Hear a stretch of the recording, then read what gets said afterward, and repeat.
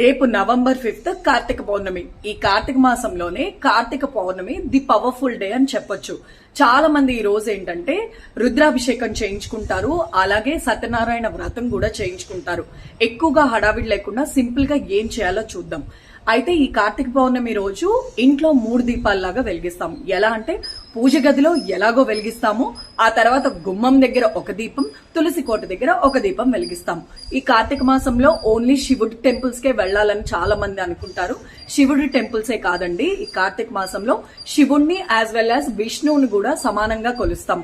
So Vishnu temple కి వెళ్లి, అంటే వెంకటేశ్వర స్వామి టెంపుల్స్ కూడా వెళ్లి దీపం వెలిగించొచ్చు. ఇద్దరు సమమే. అంతేకాకుండా ఈ కార్తీక పౌర్ణమి రోజు సాయంత్రం పూట శివుడి టెంపుల్ దగ్గరికి వెళ్లి ఈ 365 ఒత్తులు కల ఉన్న దీపాన్ని వెలిగిస్తూ ఉంటాం. ఈ 365 ఒత్తులు అనేవి ఇంట్లో ఎంతమంది ఉంటే అంతమంది వెలిగించాల్సిన అవసరం లేదు. యజమాని అంటే ఇంట్లో ఫాదర్ లేదా మదర్ వాళ్ళు వెలిగిస్తే మిగతా అందరి పేర్లు చదివేస్తే సరిపోతుంది. ఓకేనా? అంతేకాకుండా మిగతా వాళ్ళు చిన్న చిన్న దీపాలు వెలిగించుకోవచ్చు.